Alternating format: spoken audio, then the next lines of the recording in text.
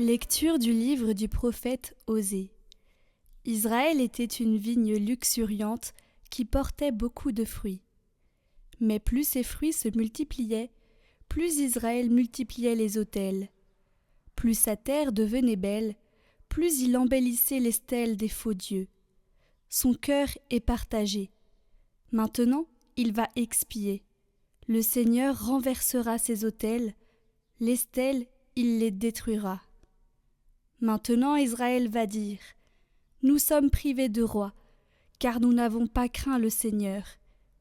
Et si nous avions un roi, que pourrait-il faire pour nous ?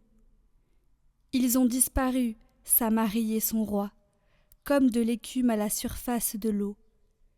Les lieux sacrés seront détruits. Ils sont le crime, le péché d'Israël. Épines et ronces recouvriront leurs autels. Alors on dira aux montagnes : Cachez-nous, et aux collines : Tombez sur nous. Faites des semailles de justice, récoltez une moisson de fidélité, défrichez vos terres en friche. Il est temps de chercher le Seigneur, jusqu'à ce qu'il vienne répandre sur vous une pluie de justice.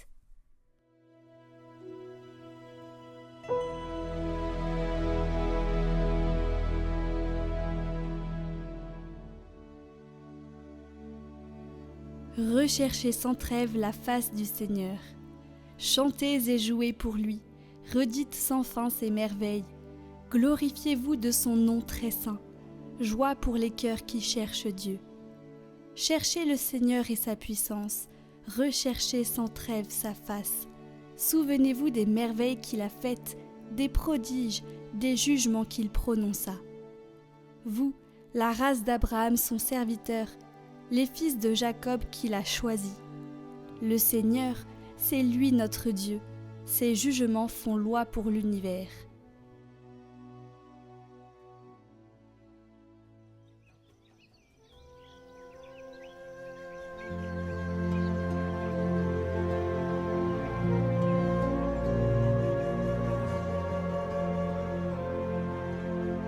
Évangile de Jésus-Christ selon saint Matthieu. En ce temps-là, Jésus appela ses 12 disciples et leur donna le pouvoir d'expulser les esprits impurs et de guérir toute maladie et toute infirmité. Voici les noms des 12 apôtres. Le premier, Simon, nommé Pierre, André son frère, Jacques, fils de Zébédée, et Jean son frère, Philippe et Barthélemy, Thomas et Matthieu le publicain, Jacques, fils d'Alphée, et Thaddée, Simon le Zélote, et Judas l'Iscariote, celui-là même qui le livra. Ces 12, Jésus les envoya en mission avec les instructions suivantes. Ne prenez pas le chemin qui mène vers les nations païennes et n'entrez dans aucune ville des Samaritains. Allez plutôt vers les brebis perdues de la maison d'Israël. Sur votre route, proclamez que le royaume des cieux est tout proche.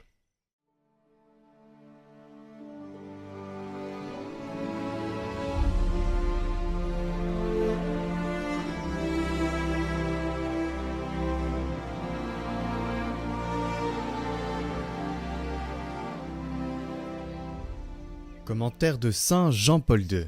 Sur votre route, proclamez que le royaume des cieux est tout proche. L'homme contemporain croit davantage les témoins que les maîtres, l'expérience que la doctrine, la vie et les faits que les théories. Première forme de la mission, le témoignage de la vie chrétienne est aussi irremplaçable. Le Christ dont nous continuons la mission est le témoin par excellence et le modèle du témoignage chrétien. La première forme de témoignage est la vie même du missionnaire, de la famille chrétienne et de la communauté ecclésiale qui rend visible un nouveau mode de comportement. Le missionnaire qui, malgré toutes ses limites et ses imperfections humaines, vit avec simplicité à l'exemple du Christ, est un signe de Dieu avec des réalités transcendantes. Mais tous dans l'Église, en s'efforçant d'imiter le divin Maître, peuvent et doivent donner ce témoignage. Dans bien des cas, c'est la seule façon possible d'être missionnaire. Le témoignage évangélique auquel le monde est le plus sensible est celui de l'attention aux personnes et de la charité envers les pauvres, les petits et ceux qui souffrent. La gratuité de cette attitude et de ces actions, qui contrastent profondément avec l'égoïsme présent en l'homme, suscite des interrogations précises qui orientent vers Dieu et vers l'Évangile. De même, l'engagement pour la paix, la justice, les droits de l'homme, la promotion humaine est un témoignage évangélique, dans la mesure où il est une marque d'attention aux personnes et où il tend vers le développement intégral de l'homme. Chers amis, aujourd'hui je vous invite à découvrir l'histoire de Bienheureux Floribert Boinachoui, qui est un Congolais qui a refusé la corruption. Il a été béatifié l'année dernière par le pape Léon. Je vous invite à découvrir son histoire avec ce nouvel épisode Noctilus. C'est à découvrir sur notre chaîne YouTube en lien en haut à droite et en description. Aujourd'hui, c'est sa fête et j'ai eu la chance d'interviewer sa cousine. Alors allez découvrir son histoire. Bienheureux Floribert Boinachoui, priez pour nous. Mwenye heri Floriberto Boinachoui, ulikataa rushwa mpaka kufa, wewe mfiadini ya uamini. Tout de suite, votre parcours d'été, l'art d'aimer Jésus. Dans chaque épisode, nous commencerons par méditer un court extrait des écrits de saint Alphonse de Liguori. Viendra ensuite un commentaire simple et concret avant de finir par une prière. Bonne méditation. Mercredi 8 juillet. Par-dessus tout, la charité. L'apôtre a écrit « Par-dessus tout, possédez la charité, qui est le lien de la perfection. À la charité, il appartient d'assembler et de conserver toutes les vertus qui rendent l'homme parfait. De là, ce mot de saint Augustin « Ama et fac quod vis » aime et fais ce que tu voudras. Car à l'âme qui aime Dieu, l'amour même enseigne à lui épargner tout déplaisir, à lui donner toute satisfaction. Est-ce que Dieu, peut-être, ne mérite pas tout notre amour ? Il nous a aimés dès l'éternité. « Ô mon enfant, nous dit-il, je t'ai aimé d'un éternel amour. Songe que j'ai été le premier à t'aimer. Tu n'étais pas encore au monde, le monde même n'était pas encore, et moi déjà je t'aimais. Depuis que je suis Dieu, je t'aime. Depuis que je me suis aimé, je t'ai aimé toi aussi. Depuis que je me suis aimé, je t'ai aimé toi aussi. C'est le même amour par lequel Dieu s'aime, par lequel les trois personnes s'entraînent l'une vers l'autre, par lequel il nous aime aussi.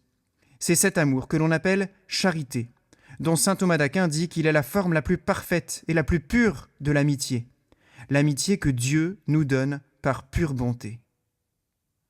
Et de Dieu à nous, de l'infini du Créateur à l'insignifiant de la créature, cet amour immense se fait paternel, car Dieu nous dit « Mon enfant, le monde n'était pas encore, et moi déjà je t'aimais.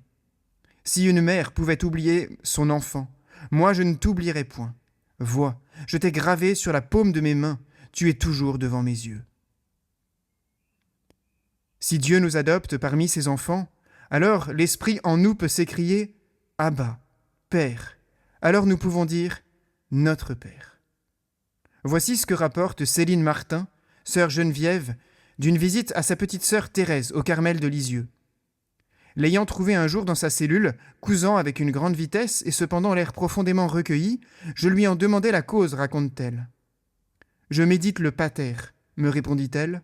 « C'est si doux d'appeler le bon Dieu notre Père. » Même au milieu de nos occupations estivales, cette prière peut rester à fleur de lèvres.